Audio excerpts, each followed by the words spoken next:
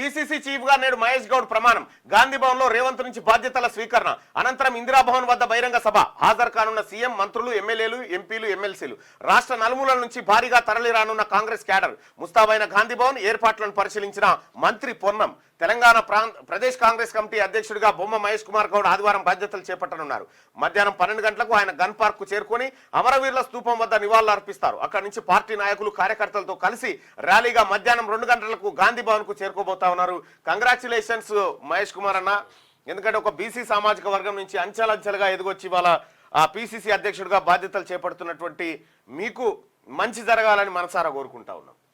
PCC chief గా నేడు మహేష్ గౌడ్ ప్రమాణం. గాంధీ భవన్ లో రేవంత్ నుంచి బాధ్యతల స్వీకరణ అనంతరం ఇందిరాభవన్ వద్ద బహిరంగ సభ. హాజరు కానున్న సీఎం, మంత్రులు, ఎమ్మెల్యేలు, ఎంపీలు, ఎమ్మెల్సీలు.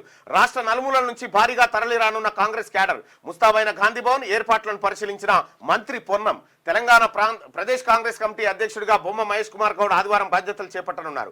మధ్యాహ్నం 12 గంటలకు ఆయన గన్ పార్క్ కు చేరుకుని అమరవీరుల స్తూపం వద్ద నివాళులు అర్పిస్తారు. అక్కడి నుంచి పార్టీ నాయకులు, కార్యకర్తలతో కలిసి ర్యాలీగా మధ్యాహ్నం 2 గంటలకు గాంధీ భవన్ కు చేరుకోబోతా ఉన్నారు. కంగ్రాచులేషన్స్ మహేష్ కుమార్ అన్న. ఎందుకంటే ఒక బీసీ సామాజిక వర్గం నుంచి అంచెలంచెలుగా ఎదిగొచ్చి వాళ్ళ పిసిసి అధ్యక్షుడిగా బాధ్యతలు చేపడుతున్నటువంటి మీకు మంచి జరగాలని మనసారా కోరుకుంటా ఉన్నాం. క్యూ న్యూస్ ఛానల్లో పనిచేయటకు అనుభవం గల సీనియర్ వీడియో ఎడిటర్స్ కావాలను సంప్రదించవలసిన నెంబర్ 8688926084. qnewsads@gmail.com ను సంప్రదించండి. లైక్ చేయండి.